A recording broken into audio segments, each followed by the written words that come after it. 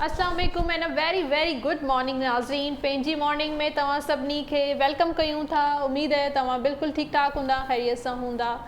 मां आहियां तव्हां सां गॾु उनसा शाह ऐं आउं आहियां सजाद सुहागे। मुंहिंजे तरफ़ां अस्सलाम वालेकुम, वेरी गुड मॉर्निंग। उम्मीद आहे त तव्हां बिल्कुलु ठीकु ठाक हूंदो, ख़ैरियत सां हूंदो, मज़े में हूंदो, लश पश हूंदो, हिट फिट हूंदो ऐं वैक्सीनेटेड हूंदो।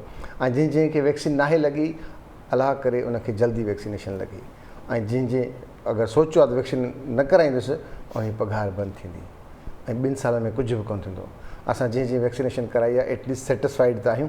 सो इन करे वैक्सीन में को साइड इफेक्ट नाहे, वैक्सीन कराइणु खपे। उमेदु आहे हैप्पी हूंदा, असां हैप्पी आहियूं। कीअं आहियो तव्हां? सां ठीकु ठाक आहियो? अल्हम्दुलिल्लाह बिल्कुलु ठीकु ठाक आहे, ख़ैरियत सां आहियां।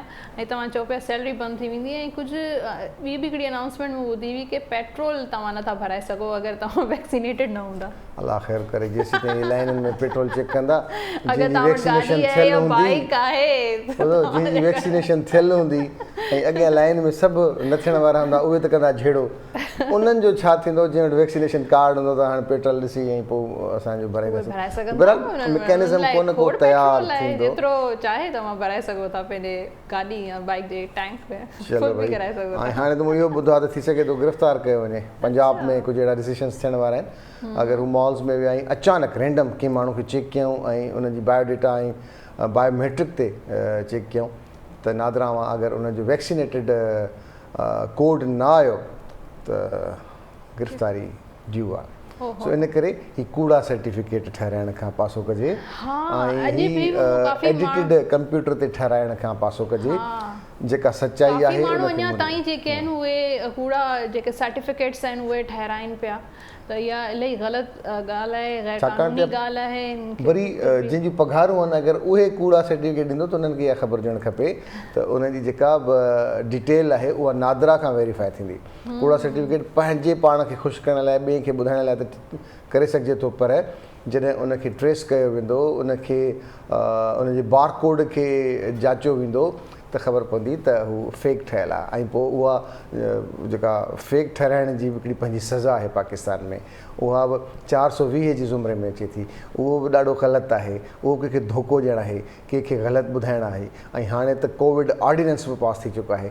हिन जा जंहिं SOP ते अमल न कंदो हुनजे ख़िलाफ़ु बाक़ाइदे क़ानूनी कार्रवाई थी सघे थी। सो इन खां बचण लाइ बहितर आहे वैक्सीनेशन कराइजे। ऐं मेक श्योर कयो कि तव्हां जेको ॿारनि खे मोकिलियो पिया स्कूल, त तव्हांजे स्कूल जा जेके बि जेको आहिनि टीचर्स आहिनि, स्टाफ आहे, उहे वैक्सीनेटेड आहिनि सभु, न त तव्हांजे ॿारनि खे बि ख़तरो थी सघे थो। नंढनि ॿारनि जो अञा ताईं जेको आहे वैक्सीनेशन न आई आहे नंढनि ॿारनि जी, त तव्हांजो ज़िम्मेदारी आहे, तव्हांजी रिस्पॉन्सिबिलिटी आहे कि तव्हां मेक श्योर कयो कि सॼो स्कूल जो सॼो जेको स्टाफ आहे उहो वैक्सीनेटेड आहे या न आहे। अगरि वैक्सीनेटेड न आहे त तव्हां कंप्लेन कराए सघो था, ताकि तव्हांजा ॿार बि सिक्योर रहनि, सेफ रहनि। छो त ॿारनि जी सिहत, उन्हनि जी ज़िंदगी जेका आहे उहा बि इलाही इम्पॉर्टेंट आहे। ज़ाहिर असां सभिनी लाइ इम्पॉर्टेंट आहे ॿारनि जी ज़िंदगी, सिहत। सो उमेदु आहे ठीकु ठाक हूंदा। ऐं आस पास चवंदा आहिनि त पाड़े वारे घरनि में छा थो थिए इहो तमामु ज़रूरी हूंदो आहे, त पाड़े वारनि खे ख़बर हूंदी आहे। पर कराची में जेके रहनि था असांखे ख़बर घटि हूंदी आहे त असांजे पाड़े में केरु थो रहे, छा थो करे, काॾे थो वञे, काॾां थो अचे, केरु आहे, हिते घर में केरु रहंदो आहे, तमामु घटि ख़बर हूंदी आहे कराची में। ऐं पहिरीं चवंदा हुआ न कि सभिनी खां वरी कि सिंध में एतिरी सख़्ती आहे ऐं लॉकडाउन आहे ऐं स्कूल बंदि छो पिया थियनि, त पोइ पंजाब में KPK में जेके आहिनि केसिस वधनि पिया, हिन जे करे न लॉकडाउन हो, न उन्हनि जी उन्हनि केयर कई ऐं स्कूल बि खुलिया हुआ, त उन्हनि खे जेको आहे केसिस वधनि पिया उन साइड ते। सो उमेदु आहे हैप्पी उम्मीद हमेशह क़ाइमु रखणु खपे। मुल्क जा हालात मटिजनि पिया ऐं सियासी हिकिड़ी वरी गहमा गहमी थिए पई ऐं उन में पार्टीज़ वरी हिकु दफ़ो ॿीहर सरगर्म थियूं आहिनि। वरी जलसा जुलूस, हुकूमत ही ईंदी ही वेंदी, ही महांगाई आहे, असां ही कमु कयो, गुज़िरियल हुकूमतुनि ही खानो ख़राबु कयो, असां ठीकु पिया कयूं। ऐं हाणे जूं चवनि थियूं हुकूमतूं त अपोज़िशन पार्टीज़ त हुकूमत अलाए छा पई करे, अलाए केॾा वञूं। बहरहाल आम जेको इंसानु आहे उनखे पंहिंजे घर खे ठीकु करण जे लाइ अक्सर असां पंहिंजे प्लेटफॉर्म तां चवण जी कोशिशि कंदा आहियूं। कोविड खे बि ॾिठोसीं, सभिनी शयुनि खे आमदनीअ जो ज़रियो को बि हिकु न हुजणु खपे। हालात वाक़ियात कॾहिं बि मटिजी सघनि था, त आमदन जो ज़रियो सिर्फ़ु नौकिरीअ ते डिपेंड करणु, सिर्फ़ु हिकु ई कारोबार ते डिपेंड करणु, छाकाणि त हिन में असां हिन कोविड ज़िंदगी जा ॿिया बि असांखे इशारा ॾिना आहिनि त ज़िंदगी में ॿियो कुझु बि करे सघिजे ऐं ॿियो कुझु बि कजे, उहो बि को हुनुरु हुजे, को ॾांहुं हुजे, ताकी माण्हू खे पंहिंजे मुश्किल हालात में उहो कमु, उहो हुनुरु, उहो ॾांहुं कमु अचे।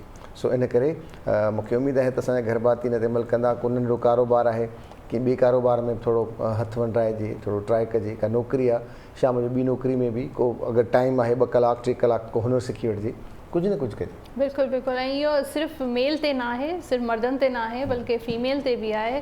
कुझु घर जूं जेके मायूं आहिनि उन्हनि ते, औरतुनि ते बि कुझु फ़र्ज़ु आहे कि उहो थोरो इंडिपेंडेंट थियण जी कोशिशि कनि।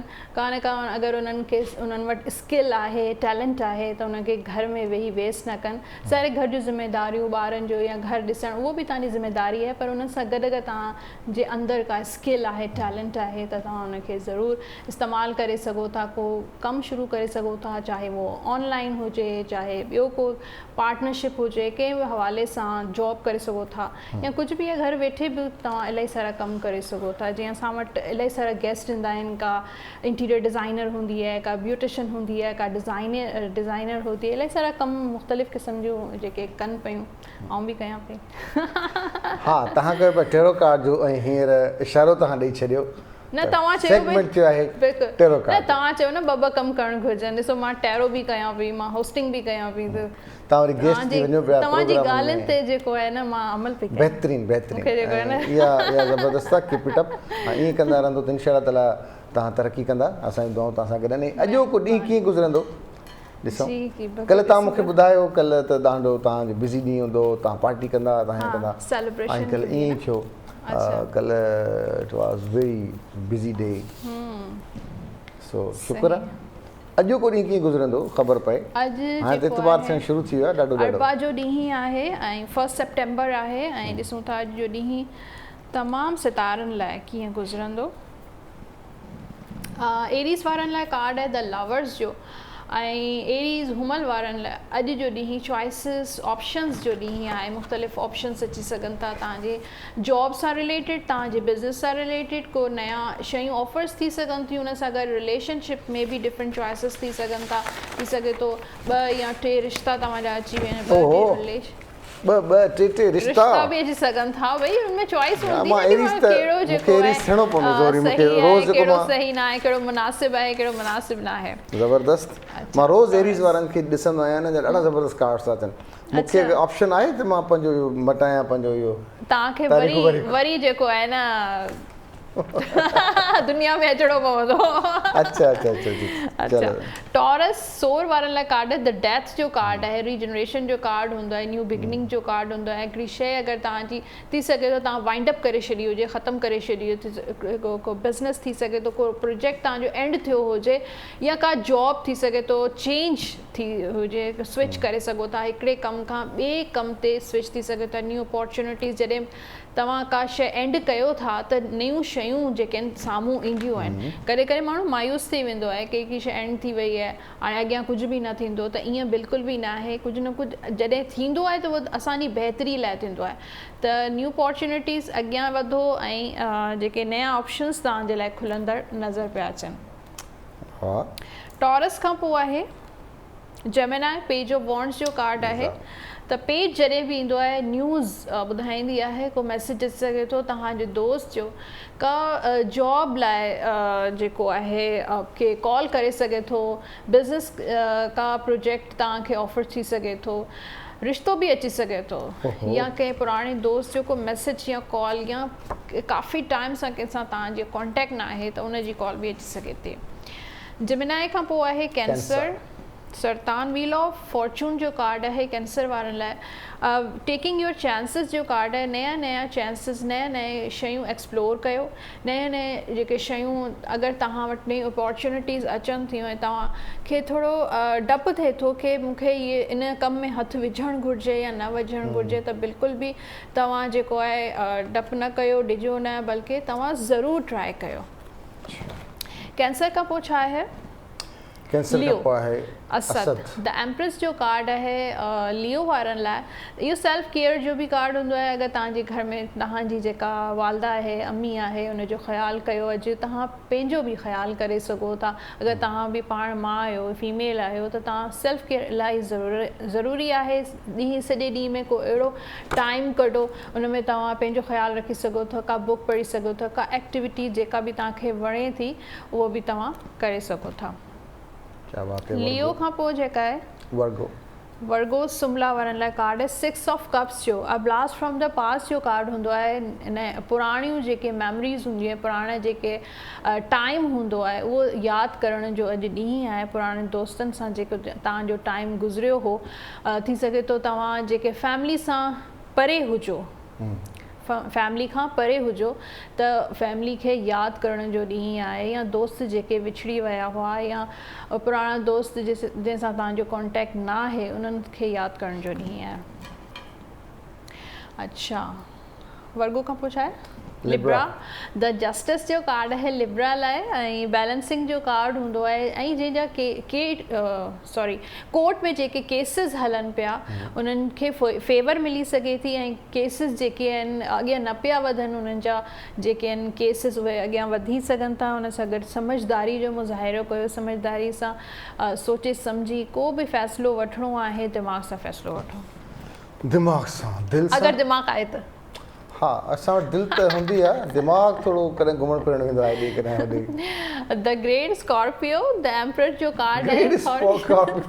माय गुडनेस, एम्परर जो कार्ड आहे ऐं तव्हां अथॉरिटी जो कार्ड हूंदो आहे। तव्हांखे का प्रॉपर्टी मिली सघे थी या तव्हांखे को हा मिले त सही तव्हांखे मिली सघे थी, वठी सघो था। हुन सां गॾु तव्हांखे का वॾी रिस्पॉन्सिबिलिटी मिली सघे थी, को वॾो उहिदो या वॾी का पोज़ीशन अहिड़ी का मिली सघे थी जंहिंसां तव्हांखे इलाही ख़ुशी मिलंदी। सही आहे, पार्टी थींदी। अच्छा, सजिटेरियस 4 ऑफ पेंटिकल्स जो कार्ड आहे ऐं इहो कार्ड आहे थोरो जेलसी थी सघे थो। अॼु तव्हांजे आस पास तव्हांजे अराउंड कुझु अहिड़ा माण्हू हुजनि जेके तव्हां सां तव्हांजे कम सां या तव्हां सां तव्हांजी पर्सनैलिटी सां उहे जेलस थी सघनि था। उहा एनर्जी नज़र पई अचे, उन्हनि सां परे रखो। ऐं ॿी ॻाल्हि इहा आहे हुननि सां पंहिंजूं दिलि जूं ॻाल्हियूं हर कंहिंसां शेयर न कंदा कयो। जेके तव्हांजा इलाही क्लोज़ फ्रेंड्स आहिनि या फैमिली आहे उन सां तव्हां दिलि जूं ॻाल्हियूं करे सघो था, पर जेके हर कंहिंसां पंहिंजूं ॻाल्हियूं जेके आहिनि उहे शेयर न कंदा कयो, छो त तव्हांजे अराउंड जेके जेलसी नज़र पई अचे। जेलसी जिथे किथे नज़र ईंदी आहे। ऐं दिलि जूं ॻाल्हियूं करणु बि खपनि या न? दिलि जूं ॻाल्हियूं करणु खपनि। एक्सप्रेसिव हुअणु इलाही ज़रूरी आहे। जेसिताईं तव्हां एक्सप्रेस न कंदा पंहिंजे दिलि में जेको तव्हांजो आहे, तव्हांजी फीलिंग्स आहिनि या जेको बि कावड़ बि आहे, त तव्हां एक्सप्रेस जेसिताईं न कंदो त तव्हांजे दिलि में उहे शयूं जेके आहिनि उहे अंदरि रहिजी वेंदियूं। त एक्सप्रेस ज़रूरु कयो। अच्छा, ऐं कैप्रिकॉन जदी वारनि लाइ कार्ड आहे 5 ऑफ पेंटिकल्स जो। लॉस जो कार्ड आहे, को नुक़सानु थी सघे थो, नंढो को नुक़सानु, ऐं को डॉक्यूमेंट वग़ैरह को हिते हुते थी सघे थो, को बिज़नेस में को नंढो लॉस थी सघे थो। पैसा तव्हां पंहिंजा सेफ रखो, सिक्योर रखो। मेक श्योर कयो कि तव्हांजा पैसा जेके आहिनि जिथे बि तव्हां इन्वेस्ट कयो था या कारोबार में पैसो लॻायो था उहे तव्हांखे ख़बर हुअणु घुरिजे कि उहा सही जाइ ते उहा शइ आहे या न आहे। ज़बरदस्त। कैप्रिकॉन खां पोइ आहे एक्वेरियस द 10 ऑफ सोर्ड्स जो। अगरि तव्हां पास्ट में इलाही तकलीफ़ूं ॾिठियूं आहिनि, परेशानियूं ॾिठियूं आहिनि, या हींअर बि तव्हां इलाही परेशान आहियो कंहिं ॻाल्हि जे लाइ, तव्हांजी हेल्थ थी सघे थी, तव्हांजी फाइनेंसिस थी सघनि था, या रिलेशनशिप इलाही परेशानी वारो आहे, फैमिली इशूज़ आहिनि, त हाणे जेको वक़्तु आयो आहे उहा साइकिल जेका आहे, बैड साइकिल जेका हुई, सफरिंग वारी साइकिल, उहा एंड थियण वारी आहे। ऐं हाणे नयो जेको टाइम, सुठो टाइम, पॉज़िटिव टाइम शुरू थियण वारो आहे। माफ़ी वठो, अॻियां वधो।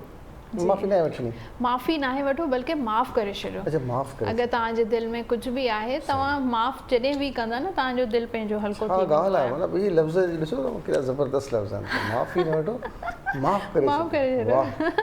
किंग ऑफ कप्स, अच्छा लिखी छॾियो प्लीज़, तव्हां लिखो, मां कार्ड्स कयां। पाइसिस वारनि लाइ कार्ड आहे the boring Pisces, the best Pisces. King of cups जो कार्ड आहे पाइसिस वारनि लाइ काइंड एंड डिवोटेड लीडर जो कार्ड आहे। ऐं इहो चवे थो कि तव्हां अॼु जेको काइंड थियो, कंहिंखे सुठी पार्टी ॾियो, ट्रीट ॾेई सघो था, काइंडनेस जो मुज़ाहिरो कयो न मज़ाक पई कयां अॼु जॾहिं तव्हांजो ज़बरदस्त पॉज़िटिव रहंदो ऐं तव्हां इमोशनल बि नज़र ॾिसण में पिया अचो तव्हां टाइम ज़बरदस्त अॼु तव्हांजो गुज़रंदो इंजॉय कंदा ऐं तव्हांजो पंहिंजो पार्टनर सां तव्हांजो टाइम ज़बरदस्त गुज़रंदो ऐं अच्छा इहो किंग ऑफ कप्स जीअं तव्हां चयो पिए न की ई तव्हांखे दिलि में जेके ॻाल्हियूं हूंदियूं आहिनि छा इहे एक्सप्रेस करणु घुरिजनि या न करणु घुरिजे किंग ऑफ कप्स हूंदो आहे जेको ख़ामोश रहंदो आहे ऐं ॻाल्हाईंदो कोन्हे पंहिंजी फीलिंग्स कोन हूंदियूं दिलि में इलाही फीलिंग्स हूंदियूं आहिनि प्यार हूंदो आहे पर उहो जेको आहे न अॻियो सम्झे न ईअं कोन हूंदो आहे जेसि ताईं इंसानु ॿुधाईंदो न फीलिंग्स प्यार जो इज़हार न कंदो आहे चाहे पंहिंजा ॿार ई न हुजनि चाहे तव्हांजो पार्टनर हुजे तव्हां हुनखे प्यार जो इज़हार ज़रूरु कयो चाहे गिफ्ट ॾियो चाहे लफ़्ज़नि जो इज़हार हुजे चाहे गुल हुजनि जेको बि हुजे प्यार जो इज़हार करणु इलाही ज़रूरी आहे तव्हांखे ख़बर त पवे की वाक़ई हू प्यार करे थो न त दिलि में सोचंदो वाक़ई यार प्यार करे बि थो या मूंसां कावड़ में ई रहे थो चिड़ में ई रहे थो सही ॻाल्हि आहे सो ज़बरदस्त थैंक यू इहे हुया सितारा इहे हुया टैरो कार्ड्स जा जेको इल्मु आहे जेको उनसां वटि आहे उन इल्म खे मतिलबु रखी करे ऐं ॿुधाईं त अॼु ॾींहुं कीअं गुज़रंदो ऐं वरी उहो ई थिएव थो त इहो इल्मु शानदार आहे ऐं दुनिया जो इल्मु आहे जेको हासिलु कजे हुन खां पोइ माण्हुनि खे ॿुधाइजे त अॼु ॾींहुं कीअं गुज़रंदो ऐं उन सां उहो ई थिए पोइ त मुरीद थी वेंदो न जी बिल्कुलु अॼु तव्हां पाणी जी ॻाल्हि न कई छेड़ियो बि न तव्हां की पाणी जेको आहे पाणी जो रंग जेको हूंदो आहे मूंखे लॻे थो तव्हां को तहक़ीक़ तव्हां थोरो तहक़ीक़ करे आया आहियो पाणी ते त पाणी ते मुंहिंजो ख़्यालु आहे त जेको शेड हूंदो पाणी ओड़ो ई शेड ॾींदो उहो ई रंग ॾींदो पाणी को रंग हूंदो ई न आहे ऐं मां चवां थी की पाणी जिथे बि मतिलबु बीहंदो जीअं हिते बीठो आहे त ही ऑरेंज शेड पियो ॾे कॾहिं ॻाढ़ो पियो ॾे कॾहिं ग्रीन इहो त एडजस्ट थियण जो मतिलबु आराम सां जहिड़ा हालात हूंदा जहिड़ो मंज़र हूंदो उन सां इहो असांजी क्वालिटी आहे पर ॾिसो पाणी जी केतिरी अहमियत आहे ऐं केतिरी इम्पोर्टेंस आहे पाणी जी ऐं पाणी माण्हू जॾहिं पीअंदो आहे जॾहिं उञ लॻंदी आहे त केतिरो माण्हू हिकिड़ो सुकून फील थींदो आहे पाणी पीअण सां हा न ख़ासि तौर ते रोज़े खां पोइ जॾहिं इफ़्तारी थींदी आहे पहिरियों माण्हू पाणी न वठंदो आहे बिल्कुलु बिल्कुलु अच्छा रोज़े में एॾी उञ लॻंदी आहे दिलि चवंदो आहे कुझु बि न खाओ पहिरीं जेको आहे पाणी पीओ इहो कॾहिं कॾहिं सोचंदो आहियां पाणी जी इजाज़त हुजे अॼुकल्ह गर्मी में जेको माण्हू ईंदो आहे या थकावट थींदी आहे सभिनी खां पहिरीं दिलि चवंदो आहे की मानी न खाओ पहिरीं पाणी पीओ ऐं ॾिसो अलाह साईं एॾी ज़बरदस्त जेका आहे असांखे नेमत ॾिनी आहे पाणी जी सूरत में की असां जेको आहे जेतिरो शुक्र अदा करूं ऐं ईअं ई जीअं गर्मी थींदी आहे या माण्हू शावर वठंदो आहे पाणी सां त कॾहिं केतिरो रिलैक्स फील कंदो आहे बिल्कुलु ईअं आहे ऐं पाणी त यादि आयो असां पंहिंजे घर भातियुनि खे ॿुधाईंदा हलूं त गुज़िरियल कुझु वक़्त खां मुख़्तलिफ़ जुडिशियल पैनल्स बि निकिता सॼे मुल्क में ख़ासि तौर ते सिंध में त सिंध में जेको पीअण जो पाणी आहे उहो लॻभॻि 90% खां वधीक गदिलो पाणी आहे जेको असां वापराईंदा आहियूं इन करे डिज़ीज़िस वधनि पियूं न पाणी जे करे ई त बीमारियूं वधनि ई पाणी जे करे थियूं सो इन करे पाणी जे लाइ जेको बेस्ट ऑप्शन आहे उहो भले असां ॿाहिरां तो बॉइल करे पोइ इस्तेमालु करे ऐं जेके माइरूं ॾिसनि थियूं ऐं पंहिंजे ॿारनि खे दॿे वारो खीरु ॾियनि थियूं ऐं दिले मां या का बोतल वठी आया या कुझु बि पर उन खां बहितरु आहे त उहा नंढी पाणीअ जी उॿारे रखे थो ऐं पर चवंदा आहिनि की 6 महीननि ताईं जेके ॿार हूंदा आहिनि उन्हनि खे माउ जो खीरु जेको आहे उहो उन्हनि जी सिहत लाइ ज़बरदस्त हूंदो आहे उन में 80% चवनि था पाणी हूंदो आहे पाणी बिल्कुलु बि एक्स्ट्रा न ॿार खे पीआरियो 6 महीननि ताईं बल्कि माउ जो खीरु जेको हूंदो आहे उहो हुन लाइ हर ग़ज़ाइयत सां भरपूर हूंदो आहे त इन करे पाणी असांजे अलमी आयो त असां वटि पाणी सुठो न आहे ऐं पाणी तां यादि आयो त जेतिरो पाणी फ़ाइदेमंद आहे इंसानी जिस्म जे लाइ छाकाणि त 75% असांजे जिस्म में पाणी आहे ऐं पाणी इन करे त डॉक्टर्स हर चवंदा आहिनि न की पाणी जो इंटेक वधि में वधि रखो यानी कि 8 गिलास खां 12 गिलास ॾींहं में तव्हांखे पाणी ज़रूरु मूंखे लॻे थो त हाणे तव्हांखे चऊं था नंढी बोतल न हाणे 1.5 लीटर वारी बोतल पाणी जी पहिरियों त शर्त हुजे 2 कलाकनि में तव्हां मुंहिंजी बि बोतल पी छॾियो गेस्ट जी बोतल बि पी छॾियो हाणे ईअं करिणो पवंदो बहरहाल पाणी जेका आहे न बाक़ी माण्हू जी न ॿाहिरां ईंदो त शावर वठंदो केॾो रिलैक्स हाणे जीअं असांखे जेके ॾिसनि था न हीअं यकीन कंदो उन मां काफ़ी माण्हू अहिड़ा हूंदा जीअं आवाज़ु न हूंदो आहे पाणी त भरिया या पाणी जी बोतल वञी भरिसां पई पाणी जी बोतल खणी असांजे चवण ते जेकॾहिं 2 गिलास पाणी जा पी छॾियईं त यकीन कंदो फर्स्ट क्लास। हा ज़बरदस्त। अच्छा, ऐं ॿियो वरी पाणी जो मूं इहो बि सोचियो पियो की पाणी जेको आहे स्ट्रेस खे बि रिलीज़ करे थो। उहो कीअं, हिकिड़ो त जीअं पाणी माण्हू पीए थो उन बि तव्हांजी ख़तमु थी थिए, शावर करे वठे थो त केॾो माण्हू फ्रेश फील करे थो, यूरिन पास करे थो त केतिरो माण्हू बिल्कुलु रिलैक्स फील करे थो।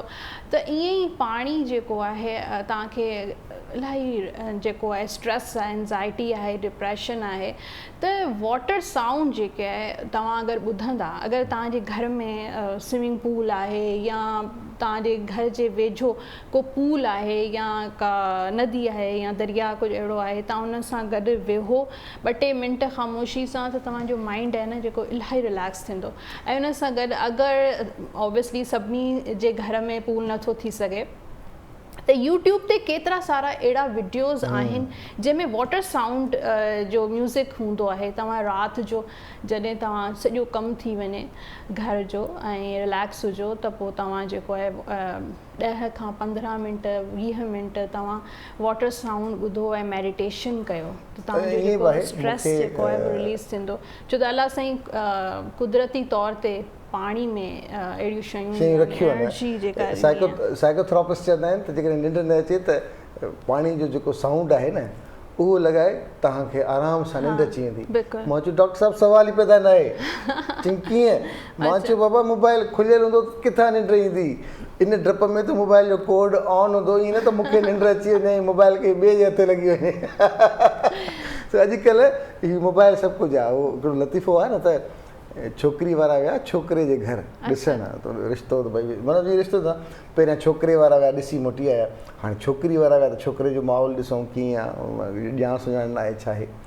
त उते वेठा कचेरी थी त छोकिरे जे पीउ ऐं माउ चयो त असांजो छोकिरो ॾाढो शरीफ़ आहे, ॾाढो सुठो आहे, ज़बरदस्त आहे। त छोकिरी जी माउ चयो असांखे कंहिंखां पुछण जी ज़रूरत न आहे, कंहिंखे ॿुधाइण जी ज़रूरत न आहे, बसि पुट जो तव्हां अधु कलाक लाइ असांखे मोबाइल ॾींदव, असांखे ख़बर पइजी वेंदी आहे पुटु कीअं आहे। त छोकिरे उथी जवाबु ॾिनो, आंटी मूंखे शादी करणी न आहे। इहा आहे अॼुकल्ह असांजी जेका इहो मोबाइल आहे इन में सभु कुझु सॼी ख़बर आहे। असांखे हिते ई हिसाब किताब ॾियणो थो पए। जांचणो हुजे त तव्हां हुनजो मोबाइल जेको आहे थोरी देरि जेको आहे न रखी छॾियो पाण वटि ऐं पासवर्ड हुनखे छो खोले छॾे। त इन करे हीअ जेका मोबाइल आहे इहा इंसान जो अॼुकल्ह त ॿारनि जे मोबाइल में बि पासवर्ड्स हूंदा आहिनि, कोड लॻल आहिनि, ख़बर ई न आहे थी छा पिया कनि, तुंहिंजा फेस जे आहिनि। अगरि न बि आहे कुझु न बि आहे तॾहिं बि मतिलबु अहिड़ो कुझु चेंज अची वियो आहे कि पासवर्ड या कोड जेको आहे उहो हूंदो आहे। तव्हांजे मोबाइल में आहे कोड? जी बिल्कुलु आहे। छो रखियो? मां चेंज कंदी रहंदी आहियां। अक्सर वीडियोस ॾेखारींदा आहिनि न पासवर्ड मतिलबु मुंहिंजो मोबाइल विसरी वेंदो आहे घर, पोइ जॾहिं ख़बर हूंदी त अड़े मूंखे पासवर्ड हणणु विसरी वियो त चाहे मतां कंहिंजे हथ लॻी वञे छा, त पोइ मुंहिंजो छा थींदो? मुंहिंजे मुआशिरे में इज़त ई न रहंदी। अहिड़ो कहिड़ो कमु हूंदो आहे मोबाइल्स में जेको असांखे इहो असल में थोरो सेफ बि रहंदो आहे कि अगरि कंहिंजे हथ लॻी वञे, ख़ुदा न ख़ास्ता को स्नैच थी थो वञे तव्हांजो मोबाइल, त इहो हूंदो आहे कि फौरी तव्हांजे जेके पिक्चर्स वग़ैरह आहिनि या कोई अहिड़ियूं प्राइवेसी वारियूं शयूं आहिनि उहे हर कंहिं ते नथियूं खुली सघनि। ऐं कल्ह मूंखे वाक़ियो यादि आयो, मुंहिंजी दोस्त सां गॾु सी वी यू ते हुन वॉक पे कई त हुन सां छा थियो, हुनजो बैग जेको पंहिंजो पर्स जेको आहे वो गाॾी में छॾे ॾिनो। ठीकु आहे, गाॾी जी सीट जे हेठां हुन लिकाए छॾियो ऐं हू वॉक ते गाॾी खे लॉक करे वॉक ते हली वई। ऐं हुन खां पोइ जेको आहे जॾहिं हू वापसि आई आहे गाॾी जो शीशो टुटल हो ऐं बैग जेको वो ग़ाइब हो ऐं हुन में हुनजा फ़ोन बि हो, हुन में हुनजा क्रेडिट कार्ड्स बि हुआ, हुन में थोरो कैश बि हो। त हाणे ॾिसो को बि हंधि जेको आहे वो सेफ न आहे। ऐं स्पेशली जॾहिं मूं ॿुधायो घर वारनि खे त घर वारनि इहो चयो की गाॾी में बैग केरु रखे थो, गाॾी में बैग रखणु केरु बि अचे, को अहिड़ो जेको अॼुकल्ह जेके स्ट्रीट क्राइम्स जेके आहिनि उहे वधनि पिया, स्पेशली DH ऐं सी वी यू इलाइक़ो आहे या क्लिफ्टन पूरो कराची में ख़ासि तौर ते मग़रिब जे टाइम ते तमामु घणियूं वारदातूं थियनि थियूं ऐं उन सां गॾु पूरी राति किथे न किथे असां वटि त रिपोर्ट घटि थियनि था, पर जीअं कोरोना माण्हू टेस्ट नथो कराए ऐं उनखे पूरी पक आहे त मूंखे कोरोना आहे पर टेस्ट नथो कराए, त अहिड़े क़िस्म जा स्ट्रीट क्राइम वधीक आहिनि। त असां वटि रेशो वधीक आहे पर ज़ाहिर नथो थिए, बिल्कुलु ॿुधायो नथो वञे, आर सम्झे थी त यार कंहिंखे छा ॿुधायां त मूंखां मोबाइल फुरे आहे, या थाणे ते वेंदसि त वरी बॉदरिंग थींदी, वरी बार बार घुराए वेंदो सभु शयूं, बसि पोइ न ॾियनि कंहिं दोस्त खे फ़ोन कबी, एनसी कटाए नओं मोबाइल वठी करे वरी नादरा ऐं सॼो प्रोसीजर जेको बि आहे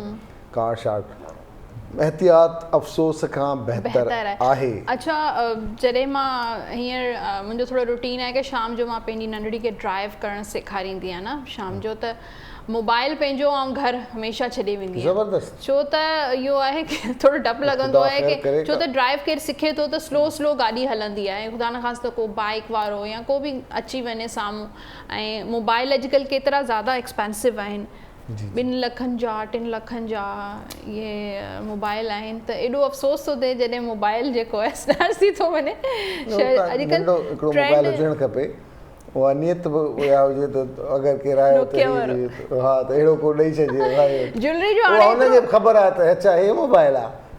पहिरीं न गोल्ड स्नैच कंदा हुआ, पहिरीं गोल्ड जी ज्वेलरी जेका आहे मायूं पाईंदियूं हुयूं, ज़ेवर पाईंदियूं हुयूं, चूड़ियूं वूड़ियूं, वो ऐं हाणे जेको आहे उहो मोबाइल में डपु थो थिए की केरु मोबाइल न फुरे वञे।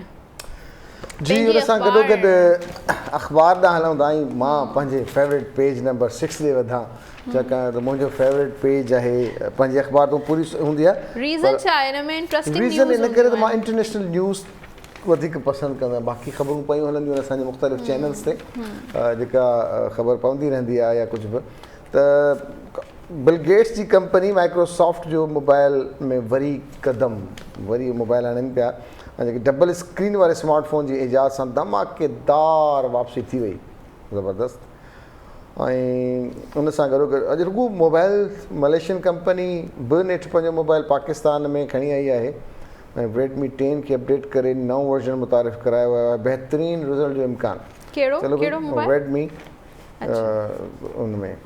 ऐं उन सां गॾोगॾु अफ़गानिस्तान में अमेरिका जा छॾियल जहाज़, टैंकूं ऐं हेलीकॉप्टर तालिबान लाइ विंदुर बणियल। वाह, इहे मंज़र ॾिसण वटां हूंदा आहिनि, जहिड़े तरीक़े सां उहे जिम में वञनि पिया, जहिड़े तरीक़े सां झूला खाइनि पिया, जहिड़े तरीक़े सां हेलीकॉप्टर रोड ते हलाइनि था, ज़बरदस्त माशाल्लाह, अहिड़ा बहितरीन जो का ॿी शइ ॾिसण जी न आहे।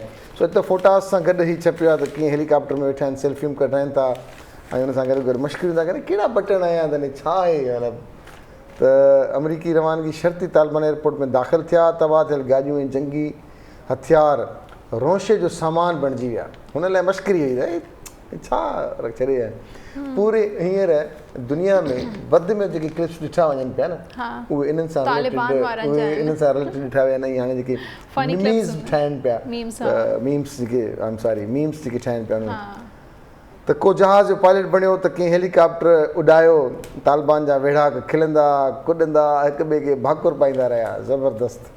इहा अजीब एक्साइटमेंट आहे। ऐं हिकिड़ो जेको मीम हो उहो इहो हो की गाॾी में सॼो बुरको पातल हूंदो आहे गाॾी, त उहो चवंदा आहिनि कि तालिबान ने ख़वातीन को ड्राइविंग की इजाज़त दे दी, यानी कि बुरके सां उहो सॼो वेढ़ियल हूंदी आहे गाॾी, ऐं पोइ चवंदा आहिनि ख़वातीन जो है वो गाड़ी ड्राइव कर सकती है। कुझु एंकर्स जा असां ॾिठासीं जेके फीमेल एंकर्स हुयूं, जेके ॾाढा फैशन, ॾाढा वार, ॾाढा स्टाइल करे प्रोग्राम कंदियूं अफ़गानिस्तान में, 2 ॾींहंनि खां पोइ ॾिठासीं हुननि खे रवा, हुनखे कपिड़ा अबाया पाए, ऐं जहिड़े तरह सां ख़बरूं पढ़नि पियूं। पर बहरहाल हर कंहिंजो कल्चर आहे, ऐं असांखे हुनजी रिस्पेक्ट करणु खपे, हुनजो पंहिंजो हिकिड़ो स्टाइल आहे, पंहिंजो अंदाज़ आहे, अंदाज़ गुफ़्तगू आहे, नो कमेंट्स। ऐं सोशल मीडिया ते का बि नंढड़ी का बि शइ ईंदी आहे त हुनखे कीअं वायरल थी वञे कुझु, त हुन सां गॾोगॾु साइंस जी हैरान कंदड़ तरक़ी, आवाज़ ते नचंदड़ रोबोट तयारु। आवाज़ ते नचंदड़, वाह वाह, मुड़ुस ते नचंदा, हाणे रोबोट बि नचंदा। एक्स गोमनी मेज़ ते आराम सां वेहण ऐं चुरपुर करण जी सलाहियत रखे थो, ज़हानत सां टमटार रोबोट में नयूं शयूं सिखण जी सलाहियत बि रखे थी। बहरहाल दुनिया अलाए केॾांहुं पई वञे, अलाए छा थींदो, ऐं असांखे सोचणु खपे, दुनिया सां हलणु खपे, दुनिया में छा पियो थिए उन ते ज़रूरु नज़र रखणु खपे। सोशल मीडिया जी जेका बि न्यूज़ आहे उन ते बिल्कुलु बिलीव न कयो, छो त हर शइ जेका घणो करे मूंखे ईअं मोस्टली मूंखे जेके न्यूज़ अचनि थियूं उहे फेक ई हूंदियूं आहिनि। माण्हू जेके आहिनि सोशल मीडिया जो कुझु ग़लति बि इस्तेमालु कनि था, जीअं हिकिड़ी अॼुकल्ह वीडियो वायरल थी वई आहे आमना इलियास जी, तव्हां ॾिठी आहे? आमने इलियास जेका आहे उहा सूफ़ रखी हिकिड़े माण्हू ते उनखे किक करण जी कोशिशि कई आहे, सूफ़ खे किक करण जी कोशिशि कई आहे। कल्ह असां हिकिड़ो शो बि मां कयो पियो उर्दू चैनल ते, त उनजे बारे में असां थोरो डिस्कस कयो हो। त उन किक कई आहे, पर उहा किक जेका आहे उहा सूफ़ खे न लॻी बल्कि हुन माण्हू खे लॻी वई। ऐं उन जेको इहा केॾी ग़लति ॻाल्हि आहे, पर अगरि तव्हां सां इहा ग़लती थी वई आहे त तव्हां सोशल मीडिया ते त एटलीस्ट जेको आहे इहा शइ न हलायो न, की कंहिंखे तकलीफ़ तव्हांजी वजह सां पहुती आहे। पर हाणे किथे किथे न असांजो जेको ॿियो हाणे कुझु ख़बरुनि ते कॉलर आहिनि असां सां। अस्सलाम वालेकुम, good morning. Good morning. Hello hello, अस्सलाम वालेकुम। वालेकुम अस्सलाम। वालेकुम अस्सलाम। जी अदा कीअं आहियो? अदी मां हैप्पी अल्लाह कंदो हमेशा हैप्पी हूंदा। तव्हां कीअं आहियो अदी शाज़िया? अल्हम्दुलिल्लाह बिल्कुलु ठीकु आहे अदा। केतिरा हैप्पी आहियो? जी अदा केतिरा परसेंट हैप्पी आहियो? असां चार्जिंग ते लॻंदा आहियूं न मोबाइल, पोइ लिखंदो ऐं अञा 37%। अक्सर छोकिरियुनि जो आवाज़ ईंदो आहे 100%। हाणे पोइ वरी जॾहिं ख़ुशी जी इंतिहा न नज़र ईंदी आहे, अड़े 100% थी वियो, वाओ, नंढड़ी ख़ुशी महसूसु थींदी आहे। बिल्कुलु अदा अल्हम्दुलिल्लाह हमेशा हैप्पी रहण जी कोशिशि कंदा आहियूं। कॾहिं कॾहिं तबियत सही न हूंदी आहे, पोइ बसि अलाह साईं जो शुक्र आहे। हा हा, तव्हां ॿुधायो अदी उन सां कीअं आहे? बिल्कुलु अल्लाह जो शुक्र आहे। असांखे ॾिसी भला केतिरो हैप्पी थी वेंदा आहियो तव्हां। बिल्कुलु अदी तव्हांजो आवाज़ घटि पियो अचे, मूंखे अदा जो क्लियर पियो अचे आवाज़। अच्छा, अलाए छो? जी अदा अदा पहिरीं तव्हांजी महिरबानी, तव्हां हुन ॾींहुं रुखसाना खे विश कयो, उन खां पोइ वरी तव्हांखे कॉल न कई, त हिन लाइ महिरबानी तव्हांजी। अदी न महिरबानी जी ॻाल्हि न आहे, $500 फीस आहे। जी अदा $500 फीस आहे, आदि महिरबानी पंहिंजी जाइ ते, फीस पंहिंजी जाइ ते। इज़ी पैसा कराए छॾियो। कराए छॾी न। महिरबानी छाजी अदी, बसि हिकु प्रोफेशनल हिकिड़ी फील्ड आहे, हुन में हिकिड़ी फीस आहे। असांखे ख़ुशी थींदी आहे की असां तव्हांजी ख़ुशियुनि में शरीक थींदासीं, त असांखे हिन खां वधीक कहिड़ी ॻाल्हि आहे। बिल्कुलु मूंखे ईअं लॻंदो आहे मुंहिंजा घर भाती आहियो तॾहिं त तव्हांखे बि असां पंहिंजी ख़ुशियुनि में शामिलु रखंदा आहियूं, ऐं तव्हां वरी मतिलबु ख़ुशि थी असांजी ख़ुशियुनि में ईंदा आहियो, त मतिलबु इलाही ख़ुशी थींदी आहे। चलो अदी तव्हांखे हिन ते डिस्काउंट $100, बाक़ी $400 थींदा। तव्हां वरी वधंदो था वञो। अदी अम्मा कीअं आहे? तव्हांजा भाउर, तव्हांजो बाबा, तव्हांजी फैमिली हैप्पी आहे? हा अल्हम्दुलिल्लाह, बिल्कुलु। हाला में का तरक़ी थी आहे? सची ॿुधाए जदी। हाला में तरक़ी? हाला जा काफ़ी असांजा दोस्त आहिनि, उहे ॾाढी तारीफ़ कंदा आहिनि हाला जी। सो तव्हां सही ॿुधाईंदो, हाला में तरक़ी वरक़ी थी आहे? को रोड रस्ता सही थिया आहिनि? को ॿियूं के एक्टिविटीज़, के पार्क, के अस्पताल में सिहत जूं सहूलियतूं, के तालीम जूं? अॼु हाला जे बारे में त ॿुधायो। हा मां तव्हांखे ॿुधायां त मतिलबु एॾी ख़ासि कोन्हे का तरक़ी, पर मतिलबु ॿियनि जे शहरनि जे भेट में असां वटि मतिलबु कुझु बि कोन्हे, छो त असां मतिलबु बाबा सां गॾु काफ़ी मतिलबु सिंध जे शहरनि में मतिलबु ईंदा रहंदा आहियूं, त उन जी भेट में जॾहिं मां पंहिंजे हालात खे ॾिसंदी आहियां न, उन मतिलबु कुझु बि कोन्हे को, छो त रोड रस्ता बि अहिड़ा ख़ासि कोन्हनि, हाणे मतिलबु कुझु ठहनि पिया। ऐं अस्पतालुनि जी त इहा जेका हालत आहे, बाक़ी स्कूल मतिलबु ऐं तव्हांखे इहो ॿुधाईंदो स्कूल में माना तरक़ी थी आहे जो रोज़ नओं प्राइवेट स्कूल थो खुले। Private school? सरकारी स्कूल जो छा थींदो? सरकारी स्कूल त बंदि ई पिया आहिनि, ऐं बसि माशाल्लाह सरकारी स्कूलनि में बि ॾाढी सुठी पढ़ाई आहे, छो त असांजा जेके मतिलबु कुझु ॿार सरकारी स्कूलनि में बि पढ़ंदा आहिनि, कुझु प्राइवेट स्कूलनि में बि पढ़ंदा आहिनि। त जेके तव्हांखे ॿुधायां त मुंहिंजी जेका अक्सर विश्व कंदा मूंसां गॾु मतिलबु हूंदी आहे मुंहिंजी नंढड़ी कज़न, मुंहिंजी भेण, त इहा प्राइवेट स्कूल में पढ़ंदी आहे, वरी इन जी जेका सिस्टर आहे त इहा वरी सरकारी स्कूल में पढ़ंदी आहे। त तव्हां ॾिसो त ॿई माशाल्लाह टैलेंटेड आहिनि, ऐं मतिलबु न मुक़ाबिलो मतिलबु हिकु ॿिए जो करे वेंदियूं आहिनि। माशाल्लाह असीं चवंदा आहियूं ॾिसो मतिलबु फ़र्क़ु त कोई बि कोन्हे, मुंहिंजो बाबा बि चवंदो ॾिसो घर वारनि ई फ़र्क़ु करे छॾियो, हिकिड़ी खे प्राइवेट स्कूल में, हिकिड़ी खे सरकारी स्कूल में, फ़र्क़ु घर वारनि कयो, हुन में कहिड़ो फ़र्क़ु? हुननि में त को फ़र्क़ु न हूंदो। न त फ़र्क़ु न आहे न, छो ही सरकारी स्कूल कंहिंजे लाइ आहिनि? अॼु ॿिन्ही लाइ सरकारी स्कूल आहे न, हिकिड़ी लाइ सरकारी, हिकिड़ी लाइ प्राइवेट। न त माइट न त मतिलबु एडमिशन ॾियारी आहे, इहो असांजी वरी असां ॾियारीसि।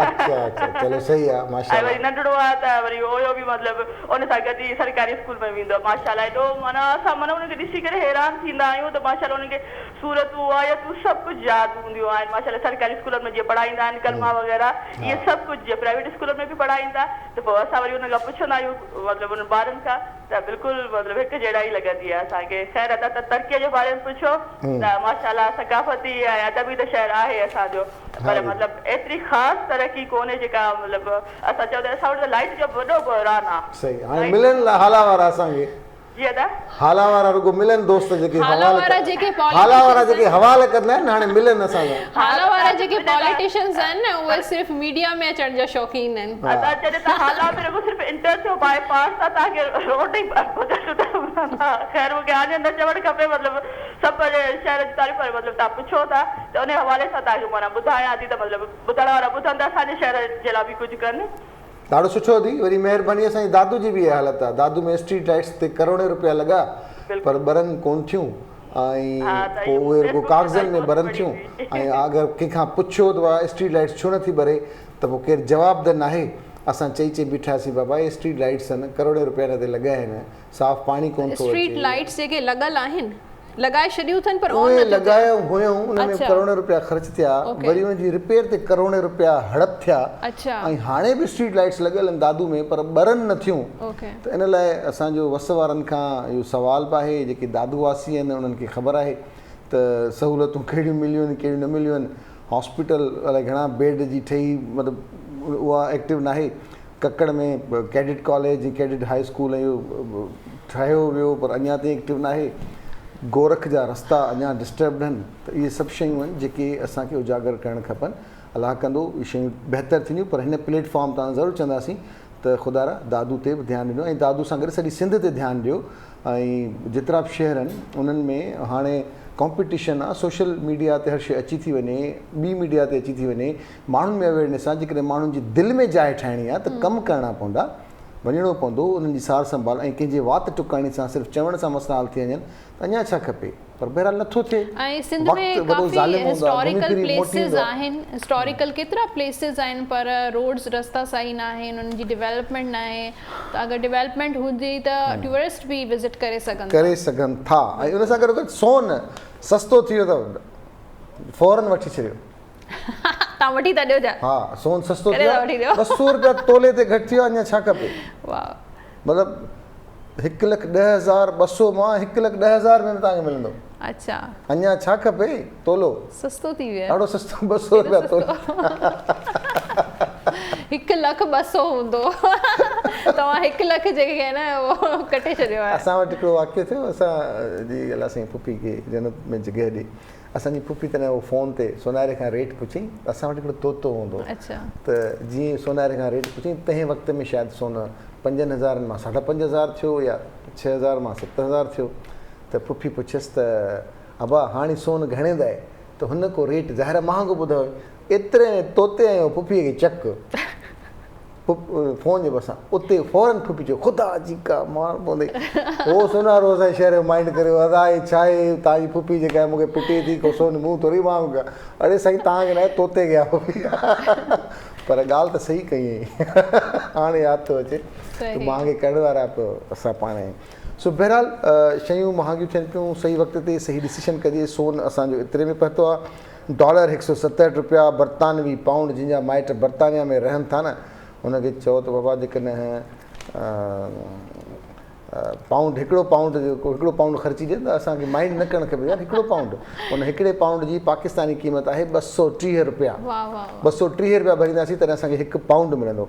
ऐं उन सां गॾो गॾु जेकॾहिं सऊदी में ॾाढा माण्हू रहनि था सऊदी अरब में ऐं उन्हनि खे फरमाइशूं ॾाढियूं हूंदियूं आहिनि वीचारा एतिरा कमु कंदा आहिनि जो हिननि केतिरो करंसी केतिरी थी वई आहे सऊदी अरब जो हिकिड़ो रियाल असांजा 44 रुपया 44 जी 44 जॾहिं मां वई हुअसि 2 साल पहिरीं त हो 2 या 3 साल पहिरीं त 28 ईअं हो एतिरो न हूंदो हा ईअं हो थोरो वधायोसि एतिरो ई हूंदो 30 भला 30 हूंदो मैक्सिमम अञा थोरो वधायोसि छो भला थोरो छो वधाया 2 साल में एतिरो न हुयो न 2 साल भला टर्की खां पहिरीं त सऊदी वियासीं न 3-4 साल थी विया हूंदा भला हा थोरो हा जॾहिं तव्हां विया त 28 रुपया बहरहाल उहो हिसाब कयूं था त हुनखे 15 साल थिया आहिनि तव्हांखे 15 साल न 15 साल न थिया आहिनि 15 न पर बहरहाल अस्सलाम वालेकुम गुड मॉर्निंग नई सुबुह मुबारक ऐं गुनाइदन अॼु त मूंखे लॻे थो कुझु पार्टी या कुझु बर्थडे वग़ैरह थींदी असांजे स्टूडियो में बिल्कुलु ईअं ई नज़र पियो अचे केतिरी रौनक लॻी पई आहे फ्लावर्स बि आहिनि वाज़ केॾो ज़बरदस्त आहिनि न ज़बरदस्त आहिनि ऐं ॾाढी तकलीफ़ कई आहे थैंक यू वेरी मच यार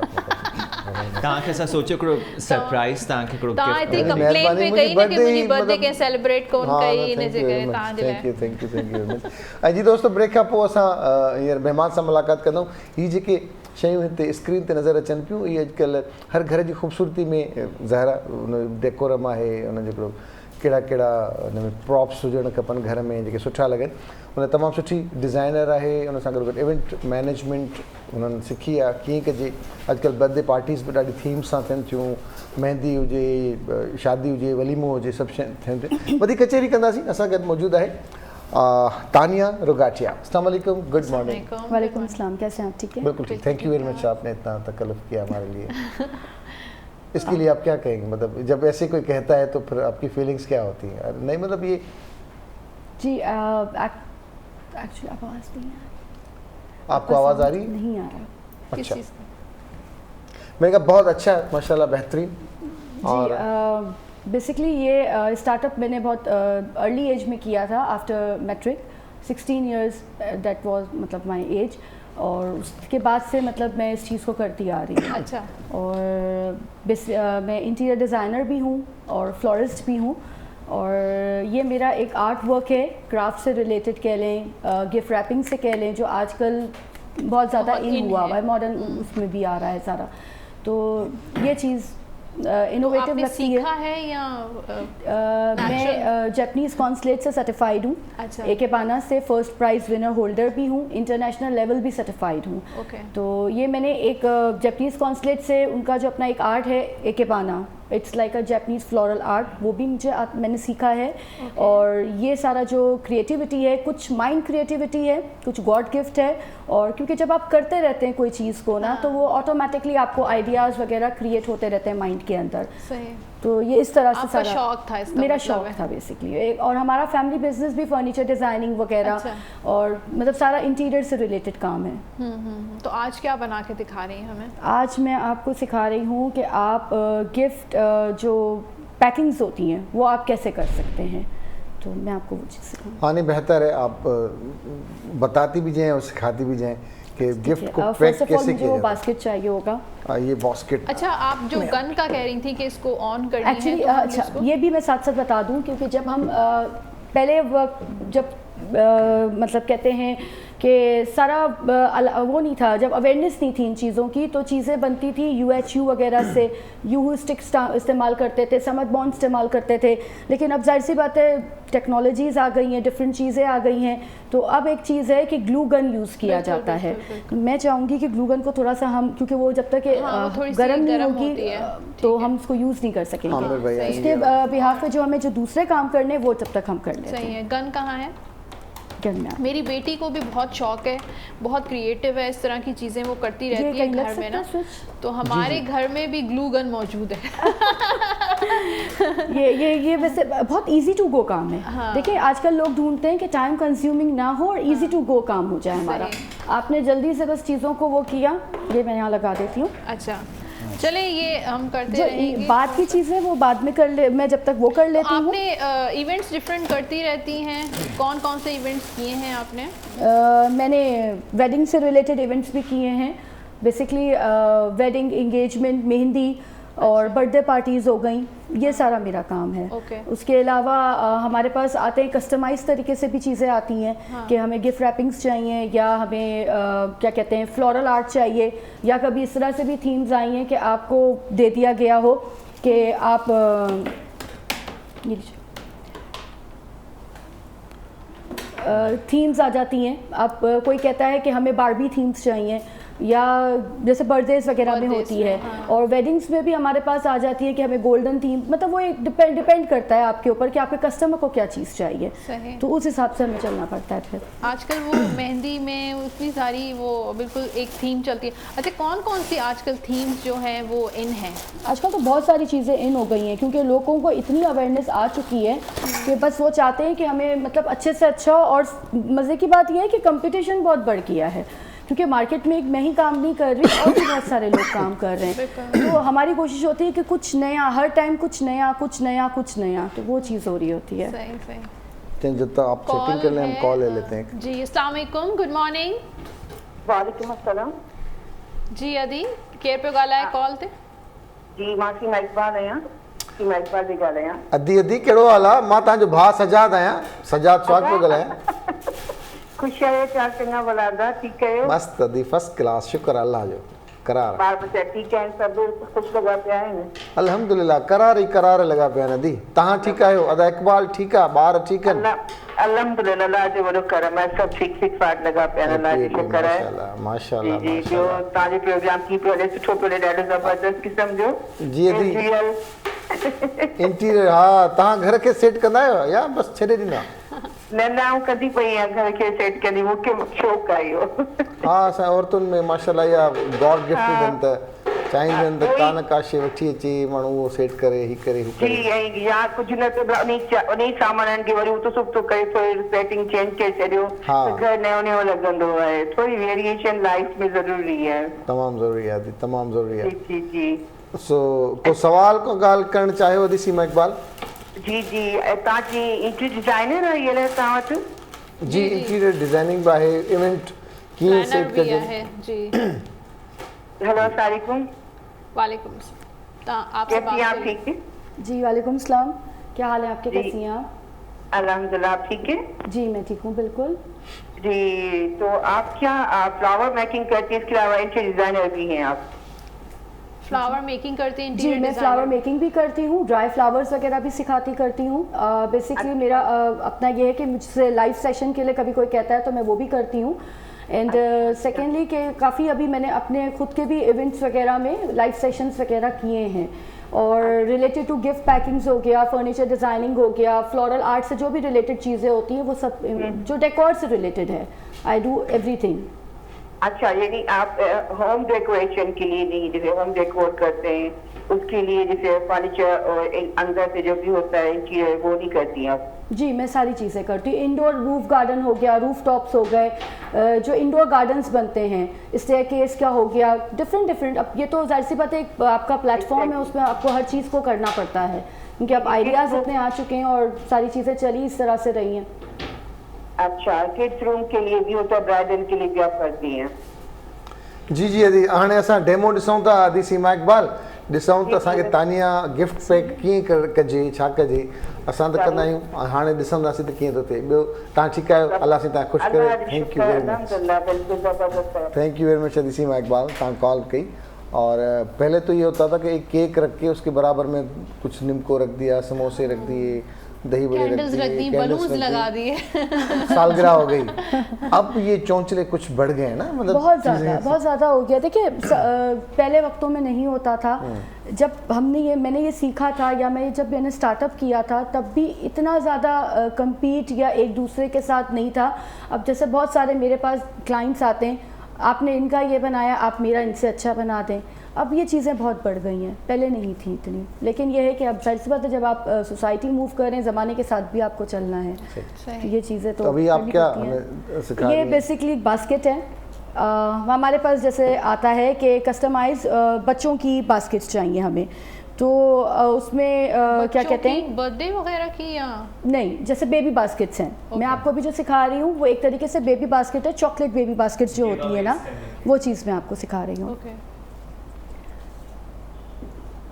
तो ये ज़्यादा मतलब ख़ुद भी बना सकते हैं घर में, इतनी बिल्कुल। आप देखें, एक चीज़ है, जब हम कोई सेशंस करते हैं या हम क्लासेस देते हैं, मैंने एक दो जगहों पे क्लासेस भी दी हैं। अच्छा। इससे रिलेटेड, क्योंकि मुझे भी चेक करना था कि मेरा स्किल कितना है। जब मैंने एक फील्ड को 24 इयर्स दिए हैं, at the age of 16 since I am doing this work, and now I am 40 years old. तो मैंने जब इतना एक्सपीरियंस एक इंसान गेन करता जाता है कि एवरी टाइम आपको कुछ ना कुछ नया सीखने को मिल रहा होता है।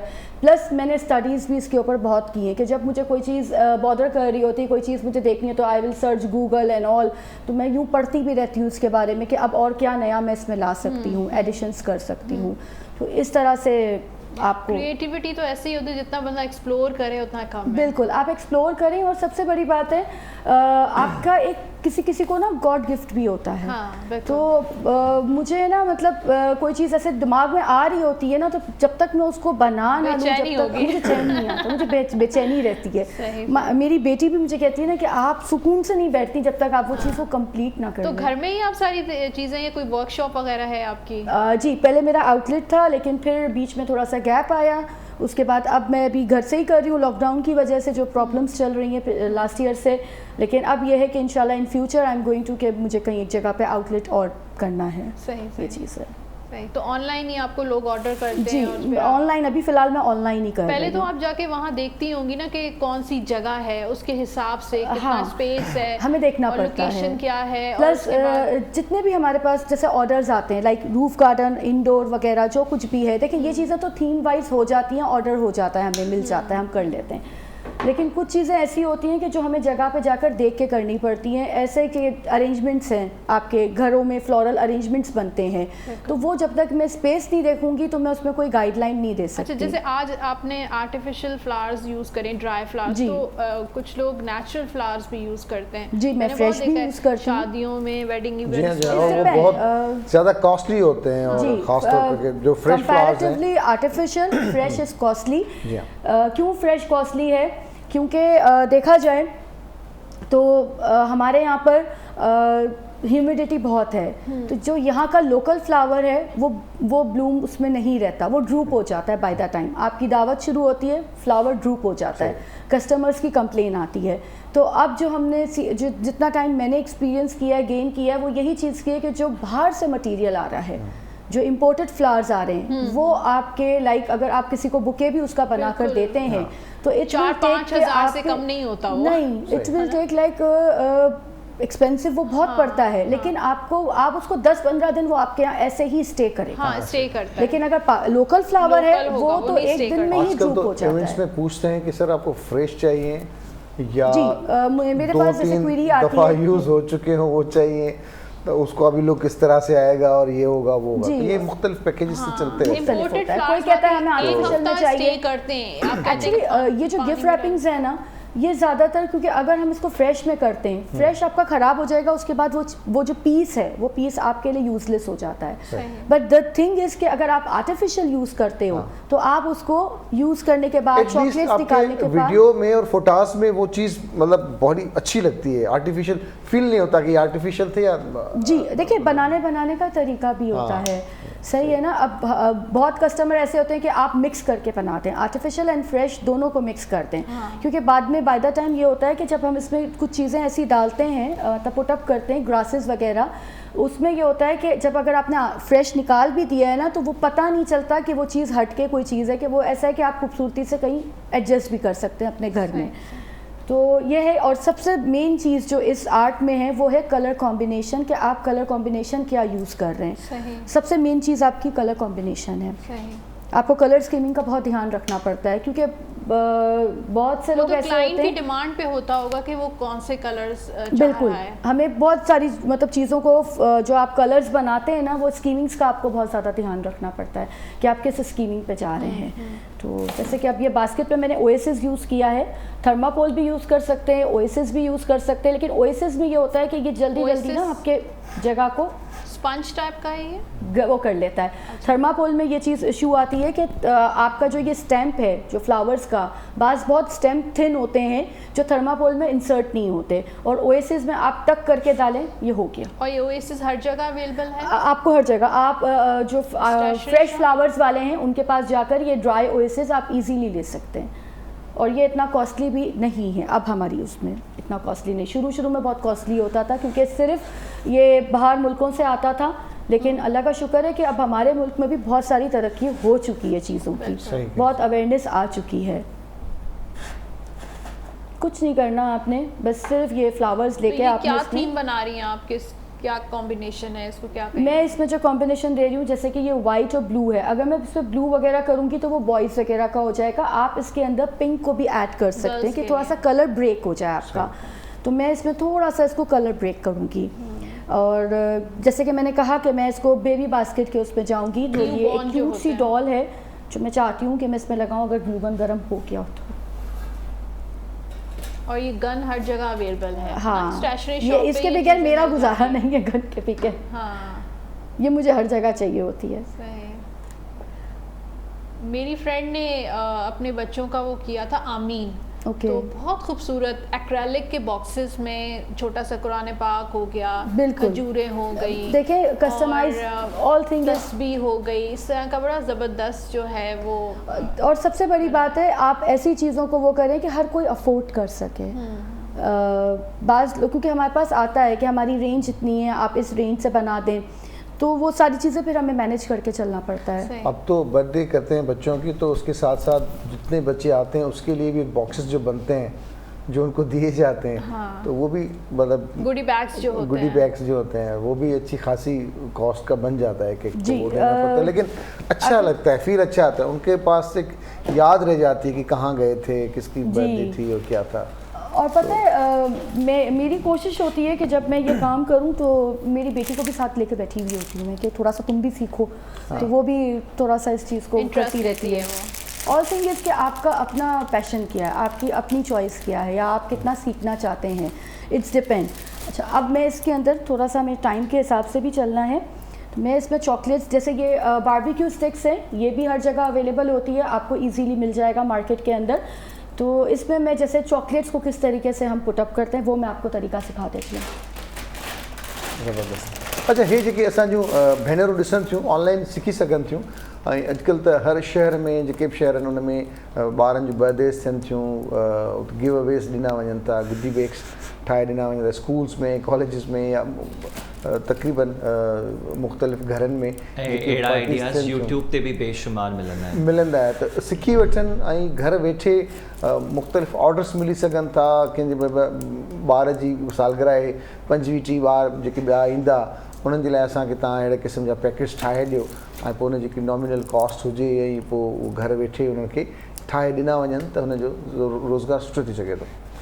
ऐं जीअं तानिया ॿुधायो न त जेके गुल आहिनि उहे मुरझाइजी वेंदा आहिनि। इंटरनेशनल जेका आहे त इंटरनेशनली त गुलनि जी फ्लावर इंडस्ट्री हिकिड़ी $1 मिलियन इंडस्ट्री आहे। हॉलैंड जी पूरी मैशियत ई हिन ते थी हले। पाकिस्तान में पतोकी जो जेको रीजन आहे लाहौर जे क़रीब ऐं नॉर्दर्न एरियाज़ में, उते ई इंडस्ट्री ॾाढी, पर असांजे सिंध में छो जो ह्यूमिडिटी ऐं गर्मी घणी हुजे थी, तंहिं करे हिते वधीक इम्पोर्ट थींदी आहे। ऐं इन सां जेको तव्हां जेके गिफ्ट ॾींदा आहियो उहो त बसि बिल्कुलु ख़ुशि थी वेंदो आहे त एतिरी महिनत कई वई आहे, चॉकलेट्स इंसर्ट कया था वञनि, ऐं पर उहो अहिड़ो हुजे जेके अहिड़ी महिनत करे ॾिजे। इहा सॼी क्रिएटिविटी ऐं सोच जी ॻाल्हि आहे ऑब्वियसली। और ये ज़बरदस्त चॉकलेट्स जो है आप इनको बहुत ये आप देख रहे होंगे कि किस तरीके से बारबेक्यू स्टैंड पे, क्योंकि आप मैं थोड़ा सा फ्रंट भी कर देती हूँ। हाँ, आप उधर कैमरा की तरफ कि किस तरीके से देखिए फिलिंग्स हो रही है फ्लावर्स के साथ साथ, आप चॉकलेट्स को भी फिल करते जा रहे हो। और फिर इसके बाद मैं एक पूरा सेटअप करके ना आपको बताऊं कि इस तरीके से ये मैंने फ्लावर्स लगाए, चॉकलेट्स लगाए, अब मैं इसमें ग्रासेस भी पुटअप करूंगी ताकि जो हमारा ये ग्रीन ओएसिस है ये नज़र नहीं आए, क्योंकि ये कवर करना होता है आपको। जब ये कवर होगा तो ही चीज़ थोड़ा सा ना खूबसूरत लगेगी, वरना लगेगा कि सब जगह से दिख रहा है या कुछ है। मैं पहले चॉकलेट्स को वो कर लेती हूँ। अब मैंने फ्लावर्स लगाए हैं पिंक, और शॉकिंग पिंक है, इसमें मैं थोड़ा सा ना पीची वो होता है लाइट पिंक, बेबी पिंक, इसको भी थोड़ा सा ऐड करूंगी ताकि ये मर्ज हो जाए आपस में। पीच कलर भी तो गर्ल्स का कलर होता है ना, पिंक। अच्छा, ज़्यादातर जो हमारे पास कॉन्ट्रास्ट चलता है ना आजकल, पेस्टल्स का बहुत फैशन आ गया है, लोग ज़्यादातर पेस्टल शेड्स को बहुत पसंद करते हैं, या कहीं कहीं कोई डार्क कलर को पसंद किया जाता है। डिपेंड करता है कि इवेंट क्या है आपका, थीम पे भी डिपेंड करता है कि इवेंट की थीम क्या है। देखिए बास क्लाइंट ऐसा होता है जो हमसे कहता है कि आप हमारी थीम पे चले जाएं, बास क्लाइंट ऐसा होता है कि आप पे छोड़ दिया टोटली आप देख लें। तो ज़्यादातर क्लाइंट मुझ पे डिपेंड करता है। मैनेजमेंट वाले ही बताते हैं कि आप कौन सा थीम रखें, हाँ, ताकि हम उसको लेके चलें। जो उनके पास चीज़ें अवेलेबल होती हैं उनको भी मद्देनजर रखते हुए वो सजेस्ट कर रहे होते हैं। जिसमें है ना देना था, उसमें म्यूज़िक के हिसाब की पूरी थीम थी, तो इवन जो उसमें मैंने जो उसमें प्लेट्स यूज़ किए वो मैंने ऑर्डर पे डिस्क जो होती है, पूरा म्यूज़िकल इन्वायरमेंट देना था। तो जो बैकड्रॉप्स थे, सारी चीज़ें वो इसी तरीके से कस्टमाइज़ करवाई गई थी कि आप जैसे म्यूज़िकल इंस्ट्रूमेंट्स होते हैं उस तरह से। तो जो टेबल हमारा जो डेकोर था उसमें भी डिस्क थी और सारा मतलब म्यूज़िक आइटम्स को हम लोगों ने कस्टमाइज़ किया हुआ था। तो वो बड़ा अच्छा लग रहा था। ज़बरदस्त। आजकल तो भाई तव्हांजो दिल चवे पियो कि वरी शादी कयां? शादी ॾिसो था हे पापड़नि ते हथ। प्लस एक चीज़ और है, जैसे कि आप ये वाज देख रहे हैं, इट्स टोटली हैंडमेड। अच्छा, ये हैंडमेड है। ये तो वाज इनके बारे में भी हमें बताएं। अच्छा, ये जो बैग आपने बनाया है ये किस मत के लिए होता है, या किसी के पास जा रहे होते हैं तो गिफ्ट लेके जाएं, उनकी मतलब किस हवाले से, थोड़ा सा इस हवाले हमें बताते जाए, समझा है। तो ये भी पिंक, ये जो गिफ्ट हैम्पर है जी, मतलब ये हैम्पर्स कहलाते हैं। डिपेंड करता है कि आप इसको अपने फियांसी या किसी की बर्थडे उस पर भी गिफ्ट कर सकते हो, एनिवर्सरी पे गिफ्ट कर सकते हो। तो ये इस तरह से होता है, ये कस्टमाइज होते हैं basically. These are customize, these all things are customize कि आप बना सकते हैं। अच्छा, इस तरह की जो चीज़ें हैं ये वेडिंग्स उसमें चलती हैं। जब हमारे पास वेडिंग रूम्स डेकोर होने के लिए आते हैं तो हम ये इस टाइप की चीज़ें बनाते हैं, क्योंकि उसमें हमें थोड़ा सा मतलब थोड़ा सा ग्लो लाना पड़ता है, क्योंकि शादी वाला दिन होता है तो ऑब्वियसली सबको ऐसा होता है कि ज़रा चमक धमक हो जाए, तो फिर हम इस चीज़ों को यूज़ करते हैं। सही। और आपने इस ग्लास के वॉल्स पर लेसेस लगाई हैं मेरे ख्याल जी, ये पूरी लेसेस आपने रोल अप की हुई हैं, लेकिन लेसेस भी इतनी बारीक लेसेस हैं कि उनको भी लगाने का एक तरीका होता है। और ये चीज़ मैंने कहीं से नहीं सीखी। जी, सारा लग रहा है, मुझे लग रहा है किसी ग्लू से लगाती हैं आप। Glue gun. हाँ, ये सब इस ग्लू से लगा हुआ है। लोग जो है इस चीज़ के लिए वाइट ग्लू यूज़ करते हैं, बट आई कांट यूज़, मैं यूज़ नहीं कर पाती। मेरा सारा काम इससे है, मैं इसी से सारा चीज़ों को रैप अप करती हूँ, जबकि इससे हाथ जलने का बड़ा खतरा होता है। लेकिन अब इतना कर करके मतलब ये जल्दी फिक्स हो जाता है। हाँ, इससे हाथ जल जाता है। अगर कभी ये बहुत गर्म होती है, आप पे ग्लू गिर जाए तो आपका हाथ भी जल जाता है। तो बड़ा एहतियात से यूज़ करने की वो होती है। अब जाहिर सी बात है, जब आपको इतना टाइम हो जाता है एक चीज़ को यूज़ करते हुए, फिर आप यूज़ टू हो जाते हैं। अब जल भी जाए तो मुझे अब फ़र्क नहीं पड़ता। जैसे किचन शुरू में बड़ा डर लगता था, काम करते हैं तो अब वो इतना फील नहीं होता, थोड़ा बहुत अगर। बिल्कुल।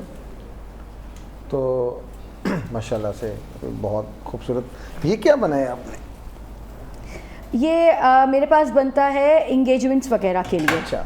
जैसे एंगेजमेंट है किसी की और इसमें आपने रिंग की बॉक्स रखना है, रिंग की प्लेट रखनी है, तो ये उस चीज़ के लिए है। वेडिंग्स में, एंगेजमेंट्स में, या अगर आपको मेहंदी से रिलेटेड भी कोई चीज़ रखनी है तो इसमें एक दिया रख के, कैंडल्स रख के आप ले जा सकते हैं। वही मैं कह रही हूँ ना कि अब चीज़ें बहुत चेंज हो चुकी हैं, पहले इतना नहीं था।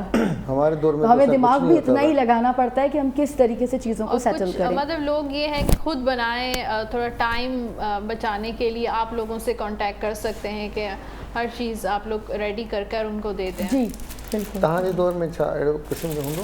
मुंहिंजे दौर में त कुझु बि न हूंदो। पर तव्हां हाणे पुराणे दौर वारा ॾिसो त नए नए दौर में छा छा थिए थो। तव्हां हाणे कहिड़े दौर में था हलो? बिल्कुलु हे त असांजो दौर आहे।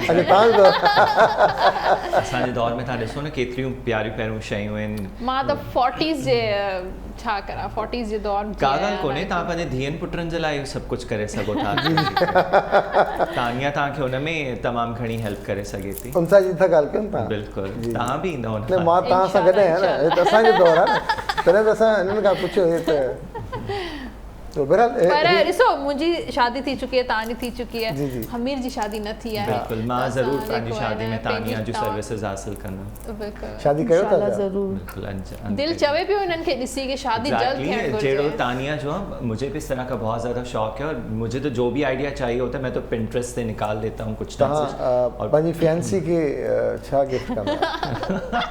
कुछ न कुछ आइडिया कढी वठंदा वेता। एंगेजमेंट थी है तानी? हाँ, वैसे मैं आपको बताऊँ अभी इतनी साइट्स आ चुकी हैं कि इजीली घर बैठे आप कर सकते हैं।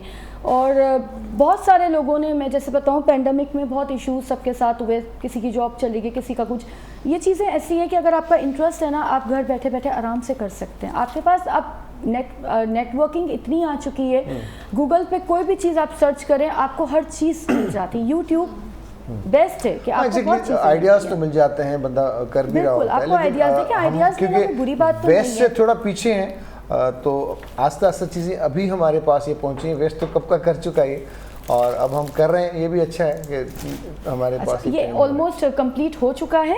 ठीक है, अब मैं इसमें जो थोड़ा सा एक ग्लो मुझे जो लगता है कि मतलब होना चाहिए, कमी है, इट्स जस्ट लाइक कि मैं इसमें ना पर्ल्स को थोड़ा सा ऐड करूंगी। आपने उसको कवर नहीं किया, मैं कर नीचे जो है बेस को। फर्स्ट ऑफ ऑल मैं इसमें ये पर्ल्स की थोड़ी सी एडिशन कर देती हूँ। जब पर्ल्स लगता है ना तो वो बहुत, ये पर्ल्स भी स्टिक में लगाएंगे आप?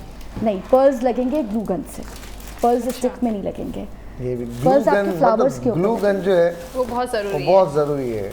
और किसी का मोबाइल ग्लू गन बहुत ज़रूरी है, सब चीज़ में सबसे ज़रूरी और एहतियात भी ज़रूरी है ग्लू गन के साथ जी। और ये ग्लू गन जो है ये हर जगह अवेलेबल है वैसे। हाँ, नहीं अवेलेबल है आपको, ये मिल मैं जाती आपको एक चीज़ बताऊँ, कोई ऐसी चीज़ अब कराची में नहीं ऐसा हमारे पाकिस्तान में कि अवेलेबल ना हो।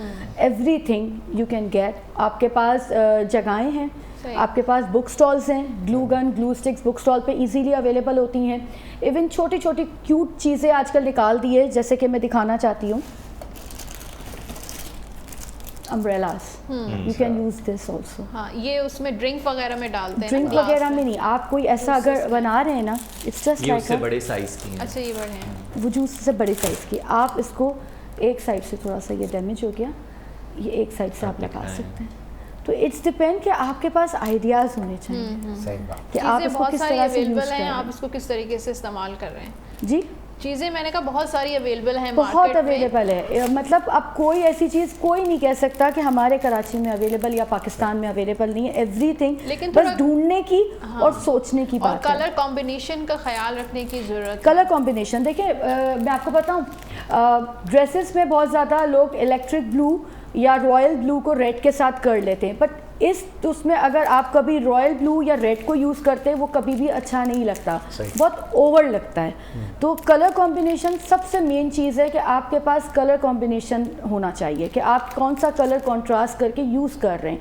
इफ़ आप, जैसे मैंने अभी इसमें यूज़ किया, कहीं कहीं मैंने शॉकिंग पिंक यूज़ किया, कहीं कहीं मैंने लाइट पिंक को यूज़ किया, तो मर्ज कर दिया इसको, सही है ना। अब जब मैंने ये चीज़ यूज़ की है, मैं इसमें जो पर्ल्स लगाऊंगी, जो पर्ल्स की एडिशन करूंगी जी, वो मैं ये वाला पर्ल यूज़ करूंगी, ये कलर ऑफ, ये थोड़ा सा सिल्वरिश कलर है, पर्ल का प्योर कलर हाँ, है। नहीं ये प्योर हमारे नहीं, पास इट्स सिल्वरिश दो 2.5 मिनट है, ये मैं कहीं कहीं लगा कर यूज़ करूंगी ताकि ये इसमें और खूबसूरती और जान आ जाएगी। सही। ग्रासेस भी आपको दिखा देती हूँ। हाँ बिल्कुल, थोड़ा जल्दी जल्दी करें क्योंकि हमारे पास सिर्फ 2 मिनट रहते हैं। ये ग्रासेस है, ये इजीली ये भी मार्केट में अवेलेबल है, आपको आराम से मिल जाती है। बस लास्ट ये रह गया कि आपको इसको कवर हाँ, तो हम उसका फाइनल लुक दिखा दें हमें, और हम बहुत ज़्यादा नहीं लगाएं जी, कम कम ऐसे लगाएं कि आपकी जगह कवर हो जाए। और फिर खूबसूरत जो लग फ्लावर्स के जो लीव्स होते हैं ना, इसको भी आप सेट्स करके लगा सकते हैं कि ये कवर हो जाती है आपकी जगह। मैं बैक के उसको कवर करूँगी क्योंकि बैक से चीज़ बुरी नहीं लगे ना, वो लगे बिल्कुल फ्रेश और अच्छा लुक दे।